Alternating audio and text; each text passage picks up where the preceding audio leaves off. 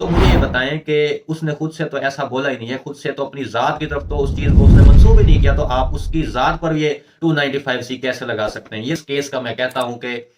कोई न्यूट्रल बंदा, कोई भी होना, कोई आम सा भी बंदा हो तो वो इसका बेहतरीन फैसला कर सकता है, लेकिन हो न्यूट्रल, कोई किसी की तरफ वो जानिबदारी वाला रवैया ना रखता हो किसी भी वजह से। अच्छा दोस्तों, आपसे मेरी एक रिक्वेस्ट है कि अगर आप मेरे चैनल पर नए हैं तो चैनल को सब्सक्राइब कर लें, ताकि आपको मजीद जो है इंजीनियर मिर्ज़ा साहब के हवाले से जो अपडेट्स हैं और ये अथेंटिक जो अपडेट्स हैं वो आप तक मिलती रहें और बर वक्त मिलती रहें, और आप जो है मेरे साथ कनेक्टेड रहें। इंशाल्लाह मैं आपको हकाइक से बाखबर करता रहूँगा। जैसे जैसे कोई अपडेट जो है वो केस में पेशरफ्त होगी, मैं आप तक हकाइक लाता रहूँगा। और कुछ बातें ऐसी होती हैं कि केस के हवाले से जो हम और पब्लिक में जो है वो हम नहीं कर सकते बयान, और कुछ पॉलिसीज़ की वजह से जो है हम कुछ चीज़ों को जो है अपनी हद तक जो है वो मख्फी रखते हैं, ताकि हमारे केस पर उसका जो है वो कोई इस तरह का बैड इम्पैक्ट ना पड़े। तो इस पॉलिसी को मद्देनज़र रखते हुए आप हमारे साथ जो है वो कनेक्टेड रहें, और हमारे हमारे पर ट्रस्ट करें, और इंशाल्लाह आप तक अच्छी खबर लेके आएँगे इंशाल्लाह एक दिन, और इंजीनियर मिर्ज़ा साहब को हम रिलीज़ करवाएँगे, और इंशाल्लाह आपकी दुआएँ भी रंग लाएँगी। दोस्तों, आज की वीडियो में मैं एक ऐसा मामला आपके सामने ला रहा हूँ जिसने पूरी कौम को जो है वो बेचैन कर रखा है। एक ऐसा केस, एक ऐसी गिरफ्तारी, एक ऐसी कानूनी जंग जिसने पूरे पाकिस्तान में सवालात उठा रखे हैं।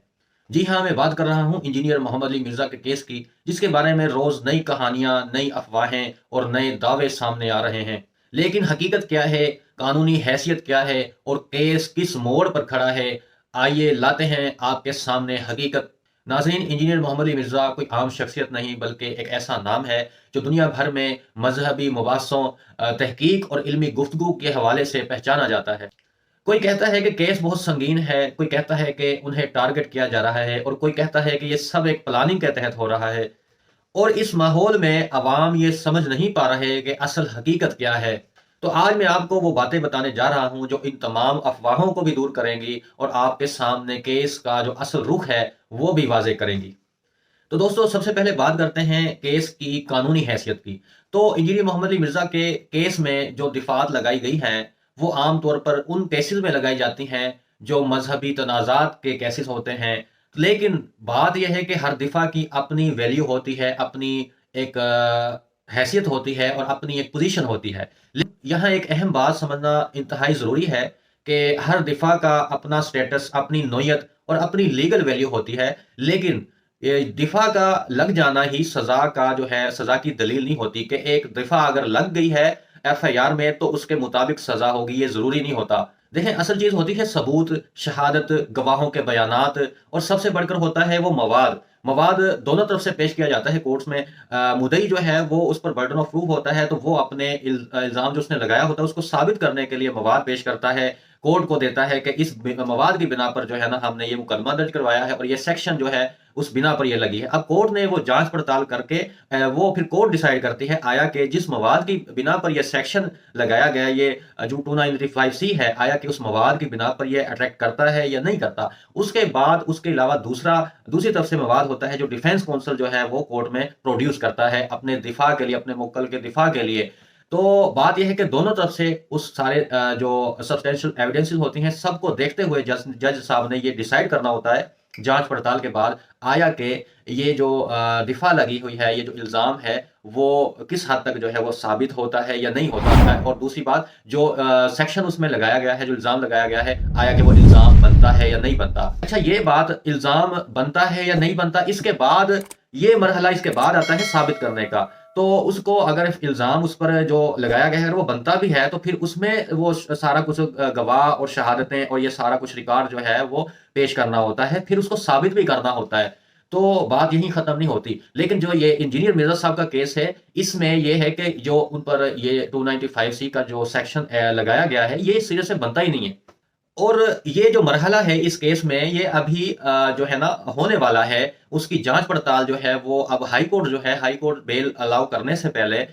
जो है सारी चीज़ों की जांच पड़ताल करेगा, और उसमें ये देखेगा कि आया कि ये जो जुर्म लगाया गया है और ये बनता है या नहीं बनता, और इसको साबित करने के लिए उनके पास क्या एविडेंसेस हैं। तो मुदई पार्टी के पास क्या एविडेंसेस हैं, और जो डिफेंस पार्टी है और इंजीनियर मिर्जा साहब और जो है उनके पास अपने डिफेंस में क्या चीजें हैं। तो बात यह है कि ان کے پاس جو انہوں نے الزام لگایا ان کے پاس صرف ایک ویڈیو کلپ ہے، اور اس میں جو ہے نا ایک بیان ہے، وہ بیان بھی جو ہے جو دینے والا ہے وہ خود سے نہیں کہہ رہا کہ میں یہ کلیم کرتا ہوں، وہ بھی کسی اور کا اس نے ایک میسج جو ہے کہہ لے کہ کسی کا بیان جو ہے نا وہ نقل کیا ہے۔